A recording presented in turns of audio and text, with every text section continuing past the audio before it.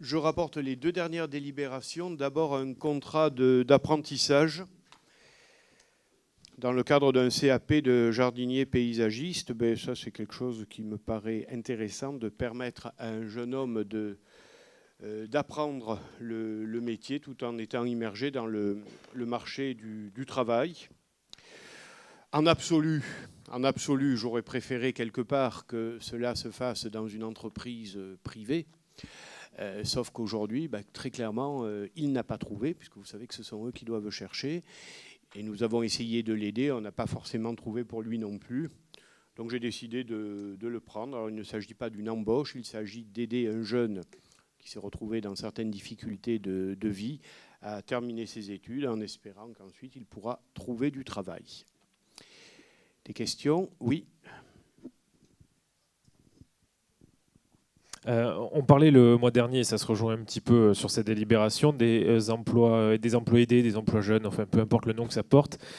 Aujourd'hui, on a 2 types de politiques qui se distinguent. La première qui tente à mettre en avant l'apprentissage, et c'est la solution en partie à une grosse dérive d'une partie de la jeunesse qui n'apprécie pas l'école et que l'on force à aller à l'école malgré leur volonté de faire autre chose. Et on a d'un autre côté certains politiques qui, totalement déconnectés de ce qui se passe sur le terrain, préfèrent, eux, comme ça a été proposé par Madame Vallaud-Belkacem pour ne pas la citer, d'obliger nos jeunes à aller à l'école jusqu'à 18 ans. Enfin bref, je crois que là tout est dit. L'apprentissage, c'est l'une des solutions. Il faut continuer à l'appuyer et à la mettre en œuvre. C'est pas en obligeant les jeunes à aller jusqu'à 18 ans qu'on leur apprendra, 1, à avoir un métier et 2, à se mobiliser durant leur période d'adolescence. Donc oui, s'il y en a des dizaines et des dizaines, banco. Je partage votre point de vue. Concernant le contrat d'apprentissage, c'est le 2e contrat d'apprentissage que nous réalisons. Alors, ça a quand même un coût pour la commune. Il n'est pas très élevé, mais ça a un coût. Comme vous l'avez lu dans la délibération, ça a aussi un coût parce qu'il faut accompagner la démarche d'un tuteur qui est un employé municipal, qui est payé pour le faire, et c'est normal. Mais je trouve que cette notion de tutorat est une belle notion dans le travail parce qu'il y a une forme de transmission. L'apprentissage, c'est quelque chose que j'ai suivi d'assez près, bien que ce ne soit pas ma première tâche au Sénat, parce que dans la commission à laquelle j'appartiens, il y a eu une mission qui a été faite sur ce sujet-là, qui a abouti à un certain nombre de conclusions après un déplacement en Allemagne. Je ne suis pas de ceux qui disent que le modèle allemand est le modèle parfait, loin de là. Il a bien des inconvénients, mais sur ce plan-là, incontestablement, le modèle allemand est un modèle intéressant en matière d'inspiration. Malheureusement, l'apprentissage, comme on sait, ça concerne les jeunes, et le problème de l'Allemagne, c'est que c'est un pays fortement vieillissant. Daniel, tu voulais intervenir? Je voulais intervenir à ce niveau-là parce que nous, on cherche beaucoup de contrats d'apprentissage pour les jeunes et on a beaucoup de difficultés auprès des entreprises. Et à ce moment, j'ai un jeune qui est justement qui a fait 1 année en jardinage et qui, ça ne s'est pas bien passé avec le patron et on n'arrive pas à trouver. Et malheureusement, on fait le tour des entreprises et c'est très, très difficile. Il y a beaucoup de freins au niveau des employeurs. Je tenais à le préciser, donc je pense que M. Amiel a raison. Il faut effectivement développer l'apprentissage. Puis les jeunes en apprentissage, ils redémarrent, alors qu'à l'école, effectivement, vous avez raison, M. Amaro, c'est très difficile. Mais on a beaucoup de mal auprès des employeurs. C'est un appel que je fais aux employeurs. Voilà. Moi, je vous avoue que j'ai reçu ce jeune homme que je connaissais ni d'Ève ni d'Adam. Il m'a décrit sa situation personnelle, mais sa situation aussi familiale, sa situation professionnelle, enfin, d'études. Allez, clairement, il m'a donné envie de l'aider, franchement. Je crois que l'apprentissage dont on se gargarise depuis si longtemps dans ce pays, il serait temps de le mettre en œuvre. Alors, c'est pas simple non plus. Il faut des incitations fiscales, il faut des incitations qui incitent les employeurs à le faire. Faute de quoi, on n'y arrivera jamais. Vous vouliez rajouter un mot? Oui, madame. Oui, parce que vous parliez de coûts. Après, ce qu'il faut juste rappeler, c'est que je ne dis pas que tout jeune qui ne va pas jusqu'à assez loin dans l'école finit au chômage. Mais oui, ça coûte l'apprentissage, mais combien coûtera les indemnités que l'on reversera à ce jeune si, à partir de 26 ans, il reste au chômage? Donc ce sera toujours à la charge de nous, contribuables. Donc oui, il faut investir. C'est un budget sur lequel il ne faut pas avoir de restrictions sans aucune manière. Voilà, donc c'est une pierre apportée à l'édifice de ce projet. Madame, le micro, comme ça tout le monde... Excusez-moi. Je me posais la question, en tant que municipalité, si vous aviez un quota de contrats. Non. Non. Non, c'est quelque chose qui n'est pas du tout obligatoire. Oui, par contre, je vais y répondre parce que la mairie a fait des interventions pour ce jeune dans des serres et par contre, le privé a un quota. Voilà, je mets aux voix qui est pour, qui est contre, qui s'abstient, adopté. Dernière délibération qui est la remise à jour du protocole de temps de travail. Je ne vais pas faire de longs discours sur le sujet. La durée légale du travail en France est de ces fameuses 35 heures. C'est en fait 1607 heures. Au Pen Mirabeau, cette durée n'était pas effectuée puisqu'elle est de 1568 heures très exactement. Donc j'ai souhaité rentrer dans les clous suite au rapport de la Cour des comptes, je dis bien de la Cour des comptes, c'est-à-dire un rapport national, c'est pas la ville en particulier qui a été pointée, et suite au rapport du président du Haut Conseil de la fonction publique territoriale qui aboutit exactement aux mêmes conclusions. Donc voilà le protocole que je vous ai soumis, qui a fait l'objet d'un travail en CTP, en comité technique paritaire, lequel a donné un avis favorable, réparti de la façon suivante pour être extrêmement clair. Comité paritaire, donc les élus ont voté pour, un syndicat a voté contre et un autre s'est abstenu. Donc c'est passé. Je vous écoute. Oui. Dans le protocole temps de travail, je dois vous dire que nous avons un sérieux problème avec l'article 2.4. En effet, ce sont les horaires de la police municipale. On y apprend qu'il n'y a plus de police entre 1h du matin et 6 ou 7h du matin. Dorénavant, avec la publication des horaires de la police grâce à cette délibération, les malfrats sauront qu'ils seront tranquilles au Pen Mirabeau pour s'adonner à leurs activités entre 1h et 7h du matin sans être dérangés. La sécurité, ce n'est pas un service public comme un autre. La sécurité des biens et des personnes ne s'assure pas par intermittence. C'est un service continu. On connaissait l'opération Tranquillité Vacances. Vous lancez l'opération Tranquillité Délinquance. Très bien. Ensuite, oui. C'est un sujet compliqué, dans le sens où cette délibération est prise dans un monde où tout change. L'économie change, le monde évolue et beaucoup de choses évoluent dans le bon sens dans certains points et dans le sens que l'on n'aime pas sur d'autres points. On demande à certains agents de s'adapter au temps d'aujourd'hui et aux évolutions qu'ont connues aussi bien en termes budgétaires nos communes que aussi, contemporainement parlant, d'organisation. On demande là à nos employés, oui, de travailler quelques heures supplémentaires par mois.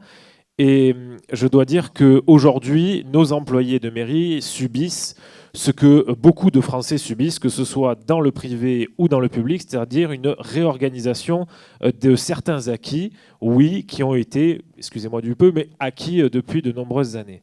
Je suis très bien placé pour en parler puisque je travaille depuis 10 ans dans une entreprise qui fait l'actualité en ce moment certains jours, puisque nos patrons nous demandent de faire l'impasse sur certains acquis pour conserver une certaine compétitivité par rapport à des concurrents et un monde économique qui change. Donc je suis très bien placé pour comprendre tous ceux qui subissent ça. Néanmoins, il faut savoir faire certains pas et savoir s'adapter. On ne demande pas des montagnes, c'est une adaptation de quelques heures par mois qui permettront de garder énormément d'acquis. Ça fait partie des raisons pour lesquelles on ne peut pas aller contre la prise de décision que vous avez faite sur ce sujet. En revanche, je vais reprendre vos termes, vous disiez « je souhaite rentrer dans les clous sur certains sujets ». Mais monsieur le maire, vous avez l'impression, ou j'ai l'impression, que vous choisissez vos sujets. Puisque là, vous incarnez les politiques qui demande au peuple de s'adapter, et je suis entièrement d'accord avec vous, mais en revanche, nous, politicards, continuons à fonctionner de la manière dont nous fonctionnons depuis des années. Plusieurs points, budget en déficit, augmentons les impôts, 2 directeurs de cabinet. Ah, par contre, oui, messieurs, dames les employés, changez, mais moi, par contre, je continue. 2 bureaux en mairie. Ça, par contre, on continue l'organisation que l'on a connue. On continue d'attribuer des millions d'euros de nos impôts dans des commissions d'appel d'offres où l'intégralité du conseil municipal n'est pas présent. Messieurs, dames les employés, changez, mais laissez-nous, par contre, rester sur la méthode que nous connaissons depuis des années.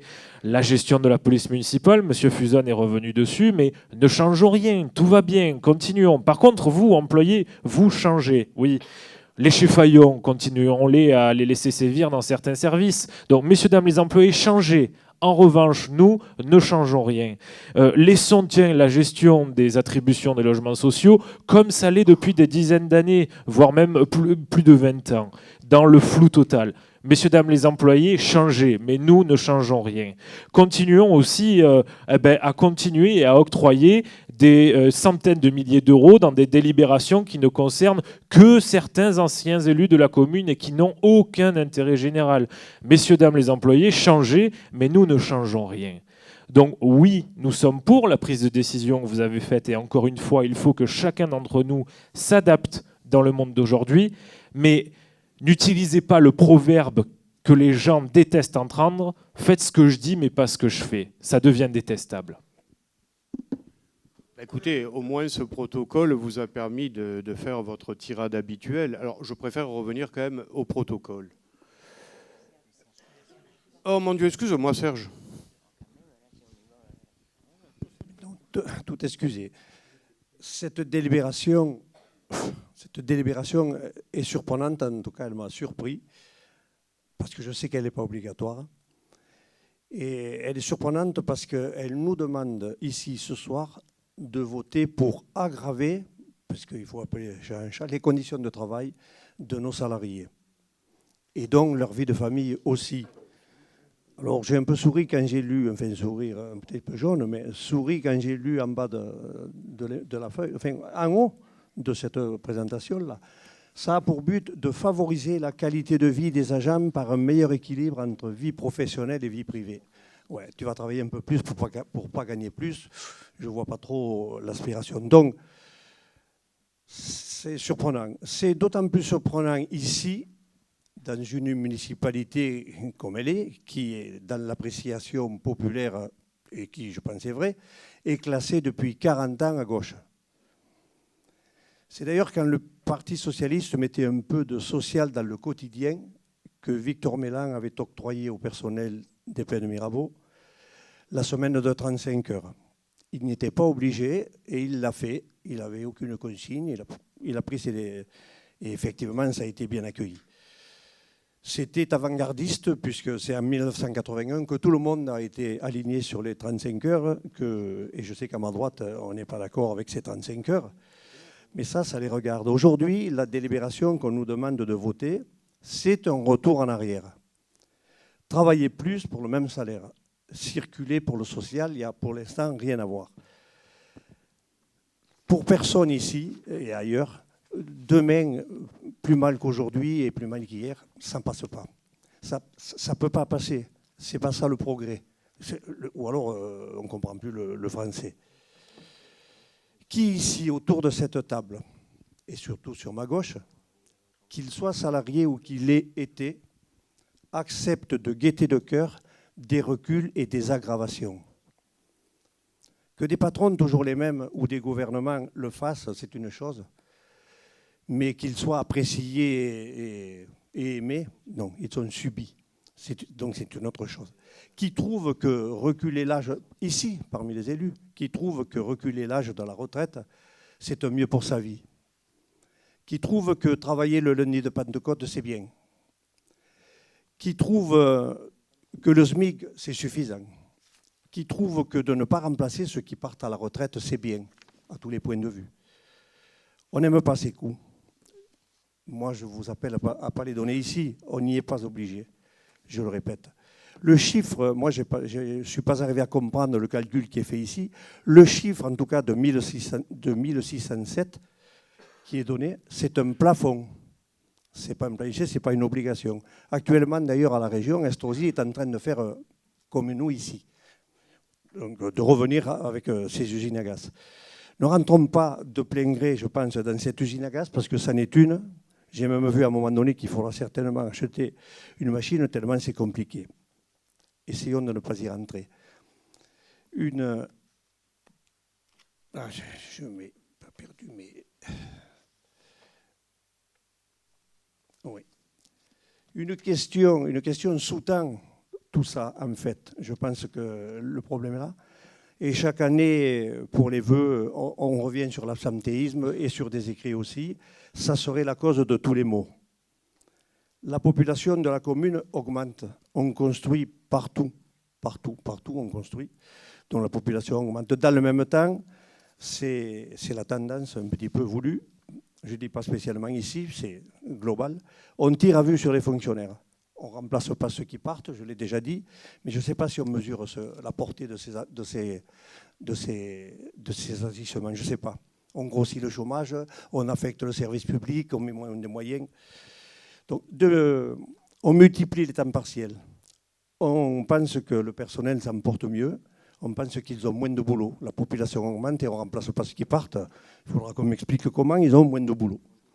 Dans ces conditions, le vote de ce soir peut avoir des conséquences. Certainement, il en aura pour eux, pour le personnel. On aggrave ou on maintient. Je ne dis pas d'améliorer. Pour les mauvais coups, laissons faire la droite qui, malgré tout ce qui est dit, le dit carrément. Ils l'ont dit à 7 reprises à la télé l'autre soir. Ils sont pour la remise en cause des 35 heures. Donc, ce n'est pas la peine de tourner autour du pot et d'aller chercher de midi à 14 heures. C'est comme ça. Et en plus, maintenant, la loi El Khomri le leur permet, et elle le permet d'ailleurs à d'autres. Donc, moi, je dis, ils n'y rentrons pas.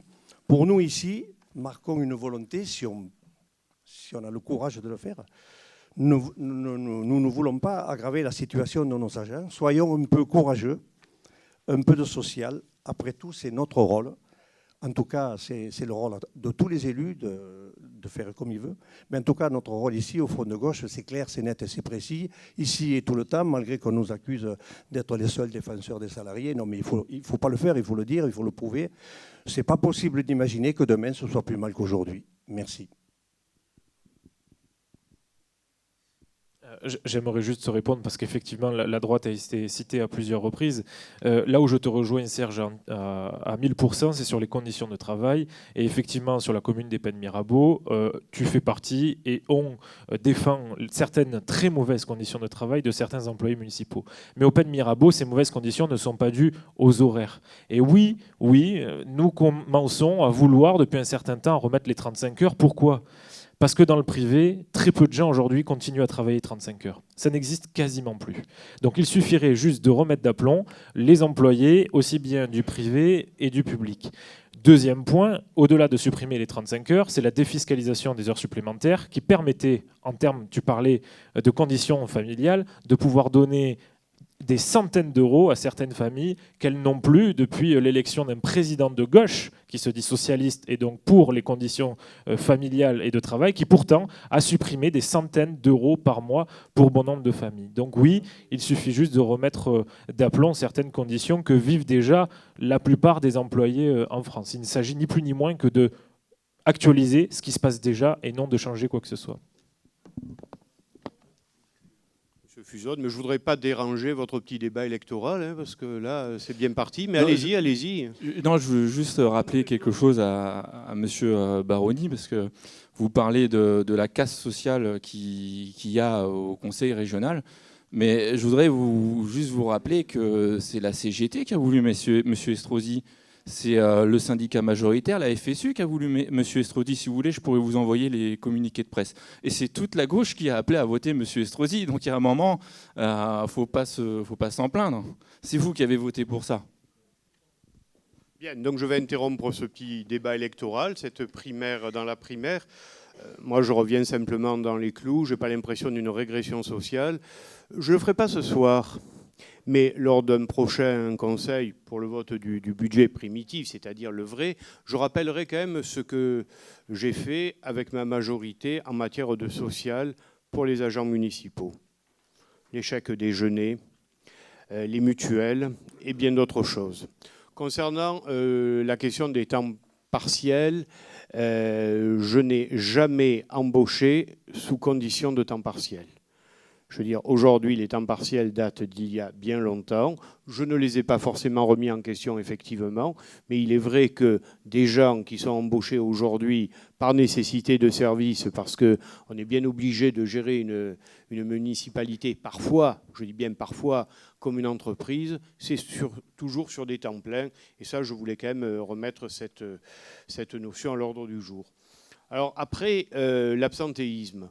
Que les choses soient claires, je ne lie pas la durée du temps de travail à l'absentéisme, même s'il est vrai que nous avons un absentéisme record, puisqu'il est 2 fois plus important que les statistiques nationales. Alors moi, je veux bien que ce soit dû à ma politique managériale de dictateur, comme vous avez l'air de le dire. J'ai quelques doutes là-dessus, et en tout cas, ce n'est pas la majorité des employés qui le disent. Aujourd'hui, tout ce que je peux vous dire, puisque le cœur du sujet, c'était quand même la 6e semaine, je dis bien la 6e semaine et non pas la 5e. La 6e semaine, j'ai permis que par 1 heure de travail de plus par semaine, on puisse la reconstituer. Puisqu'effectivement, les gens qui feront 36 heures auront 6 jours de RTT, c'est-à-dire même un petit peu plus que la 6e semaine. Alors non, je n'ai pas le sentiment de maltraiter les gens. J'ai simplement anticipé le fait que peut-être, d'ici quelques mois, les choses seront remises en question. Alors, je vais vous donner mon sentiment à moi aujourd'hui. Je dis bien mon sentiment personnel, en dehors du sentiment de tout candidat, y compris même de ce ou celui que je pourrais soutenir. Je suis plutôt pour les 35 heures. Je suis plutôt pour les 35 heures. Mais de grâce, pas 31, pas 32, pas 33, mais 35 heures véritables. Voilà, c'est tout. Et aujourd'hui, c'est la loi. Et cette loi, j'entends qu'elle soit respectée dans un contexte qui, comme l'a rappelé M. Amaro, a changé, contexte politique, contexte financier. Voilà, donc je ne vais pas être plus long sur ce sujet. Chacun s'est exprimé en toute conscience. Je mets aux voix qui est pour, qui est contre. M. Baroni, qui s'abstient. 5 abstentions. Très bien. Le conseil est terminé. La séance est levée.